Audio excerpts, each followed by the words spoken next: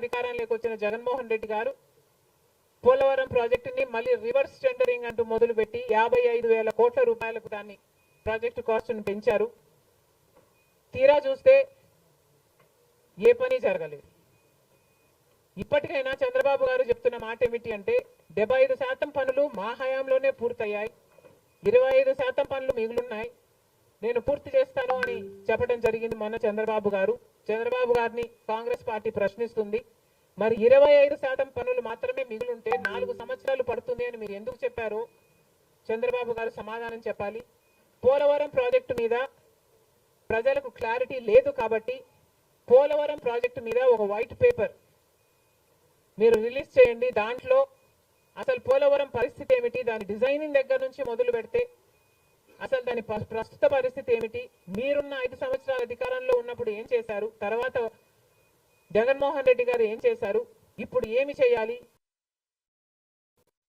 Execution కథ ఏమిటి, అన్నిటి మీద చేస్తుంది. ఇదే కాకుండా రాష్ట్రంలో ఎన్నో సమస్యలు ఉన్నాయి.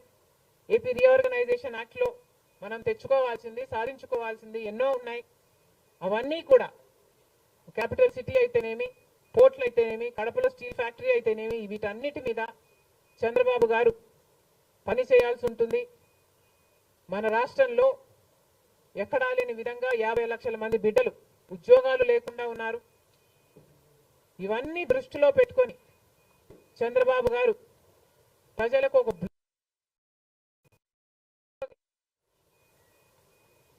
బాగుంటుందని కాంగ్రెస్ పార్టీ భావిస్తుంది. ఇదే కాకుండా చంద్రబాబు గారు సూపర్ 6 ఈ గ్యారంటీలతో చంద్రబాబు గారు ఎన్నికలకు వెళ్లారు. దీంట్లో యువతకు 20 లక్షల యువత వరకు ఉద్యోగ అవకాశాల కల్పన కల్పిస్తామని చెప్పారు. లేదా 3,000 రూపాయలు ప్రతి నెల ప్రతి నిరుద్యోగికి నిరుద్యోగ భృతి ఇస్తామన్నారు చంద్రబాబు గారు. అదే కాకుండా స్కూల్కు వెళ్లే పిల్లలకు ప్రతి విద్యార్థికి 15,000 రూపాయలు సంవత్సరానికి ఇస్తామని చెప్పారు. ప్రతి రైతుకి 20,000 రూపాయలు ఆర్థిక సహాయం ఇస్తామన్నారు. ప్రతి మహిళకు నెలకు 1,500 ఆర్థిక సహాయం, అంటే ప్రతి మహిళకి కూడా ఒక పెన్షన్ లాగా 1,500 ఇస్తామని చంద్రబాబు గారు మాటిచ్చారు. మహిళలకు ఉచిత బస్ ప్రయాణమే కాకుండా ఏడాదికి 3 గ్యాస్ సిలిండర్లు కూడా ఉచితంగా ఇస్తామని చంద్రబాబు గారు సూపర్ 6 లో ఇవ్వడం జరిగింది. ఇవన్నీ కూడా చంద్రబాబు గారు దీని విధి విధానాలు ఏమిటో, మొదలు పెట్టే తేదీ ఏమిటో వీటి మీద కూడా చంద్రబాబు గారికి స్పష్టత ఇవ్వాల్సిన అవసరం ఉంది. ఇవన్నీ ఎందుకు చెప్తున్నాము అంటే మన రాష్ట్రము మిగతా రాష్ట్రాల్లాగా కాదు. మన రాష్ట్రము చాలా వెనకబడి ఉన్న రాష్ట్రం. వెంటనే పని చేయాల్సిన అవసరం ఉంది కాబట్టి మేము చంద్రబాబు గారిని, మన రాష్ట్రము ఒక స్పెషల్ చైల్డ్ కి కావాల్సిన నీడ్స్ మన రాష్ట్రానికి ఉన్నాయి కాబట్టి కనీసం మీరు ఇప్పుడే గెలిచారు, ఆ విషయం మాకు కూడా తెలుసు. కానీ హనీమూన్ పీరియడ్ కూడా మీరు తీసుకునే పరిస్థితి లేదు. వెంటనే పనిలోకి దిగాలి, ఇవన్నీ చెయ్యాలి, మొదలు పెట్టాలి అని కాంగ్రెస్ పార్టీ చంద్రబాబు గారికి సూచిస్తుంది. అంతేకాదు కాంగ్రెస్ పార్టీ తరఫున మేమందరం కూడా ప్రజల పక్షాన నిలబడుతూనే ఉంటాం. ప్రత్యేక హోదా గురించి అయితేనేమి, ఆంధ్ర రాష్ట్ర బిడ్డల భవిష్యత్తు గురించి అయితేనేమి కొట్లాడు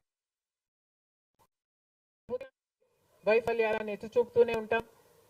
ఒక కన్స్ట్రక్టివ్ అపోజిషన్ గా కాంగ్రెస్ పార్టీ నిలుస్తుందని ఆంధ్ర రాష్ట్ర ప్రజలకు మరొకసారి ఏపీపీసీసీ మాటిస్తుంది. Thank you.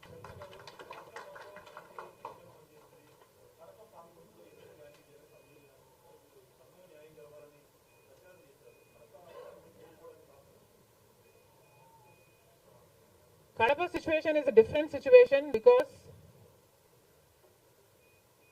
కడపలో ఎంపీ ఉన్నాడు, ఎమ్మెల్యే ఉన్నాడు, అధికార పక్షం. అక్కడున్న ప్రజలు భయభ్రాంతులు గురై బ్రతుకుతున్న ప్రజలు. ప్రభుత్వానికి వ్యతిరేకంగా అంటే యువజన శ్రామిక రైతు పార్టీకి వ్యతిరేకంగా పనిచేస్తే, ఓటేస్తామని తెలిస్తే మాకు వచ్చే స్కీములు పోతాయి, అవి కాకుండా మా మీద కేసులు పెడతారు, దాడులు చేస్తారు అన్న భయం కూడా ప్రజలలో ఉంది. ఓటుకి 3,500 రూపాయల నుంచి ఇవ్వడం జరిగింది. విచ్చలవిడిగా డబ్బులు ఖర్చు పెట్టారు. డబ్బులు పని చేయకపోతే బెదిరించారు, లేకపోతే కేసులు పెడతామని, స్కీములు తీసేస్తామని, ఇలాంటి ఎన్నో ప్రలోభాలకు కడప ప్రజలు గురయ్యారు. ఇవన్నీ కూడా పనిచేశాయి. నేను కడపలో గెలవకపోవడానికి కారణం టైం అనే నేను అనుకుంటున్నాను. బికాస్ నేను కడపలో తిరిగింది కేవలం 14 రోజులు మాత్రమే. 14 రోజులు క్యాంపెయిన్ చేశాము. మిగతా టైం స్టేట్ వైడ్ క్యాంపెయిన్ చేశాము. మేము 14 రోజులు ఎంత కష్టపడినా కూడా we were not able to cover most of the geographical area. చాలా మటుకు రూరల్ ప్రాంతాలలో కనీసం రాజశేఖర్ రెడ్డి బిడ్డ పోటీ చేస్తుంది అన్న విషయం కూడా చాలా మందికి తెలియలేదు. మేము పోటీ చేసింది కూడా ఎలాగైనా సరే మళ్ళీ హంతకులు, హత్య చేపించిన వాళ్ళు చట్టసభలకు వెళ్ళకూడదు అని ఉద్దేశంతో మాత్రమే పోటీ చేయడం జరిగింది. సరే, అది జరగకపోయి ఉండొచ్చు, కానీ ప్రజల కంటే పైనున్నది దేవుడు. ఐఎమ్ వెరీ షూర్ వాళ్ళ పాపం పండుతుంది. పండే రోజు కోసం దేవుడు కూడా ఎదురు చూస్తున్నాడని నా అభిప్రాయం.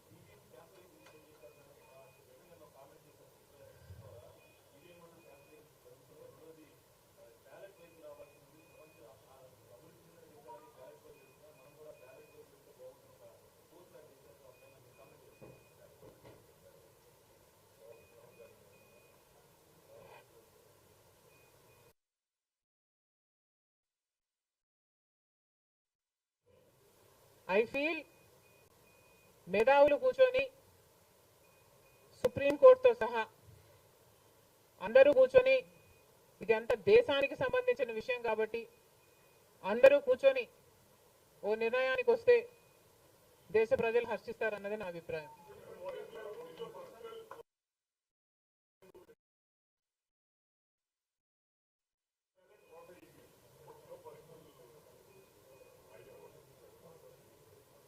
How does it matter what I think personally? Exactly. The reason I want Supreme Court to be involved is because I don't know the entire positives and the negatives of it. So there should be intellectuals, there should be the best of the judicial sitting and discussing over it and see the pros and the cons of it and then come to a decision is what I think. Because as of now, I do not have the entire information of the whole topic.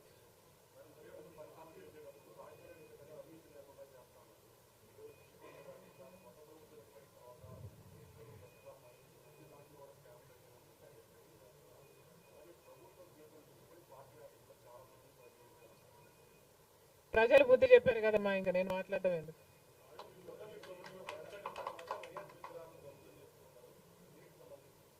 ఇది చాలా దారుణం.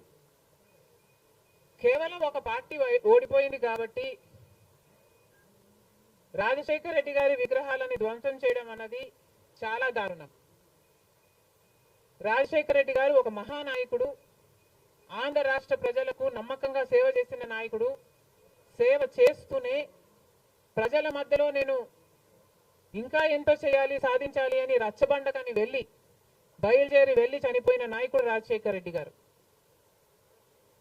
రాజశేఖర్ రెడ్డి గారు లాంటి మహానాయకుడు చనిపోతే దాదాపు 7,000 మంది ప్రజలు ఆ బాధ తట్టుకోలేక, నిజాన్ని జీర్ణించుకోలేక ఆయన వెనకాలే చనిపోయారు. అంత గొప్ప నాయకుడు రాజశేఖర్ రెడ్డి గారు.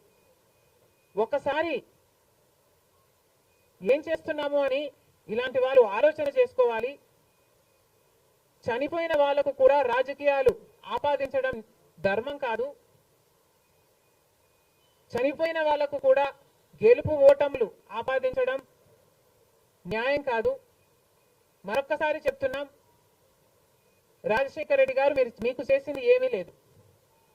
దయచేసి రాజశేఖర్ రెడ్డి గారి విగ్రహాలను ధ్వంసం చేయడం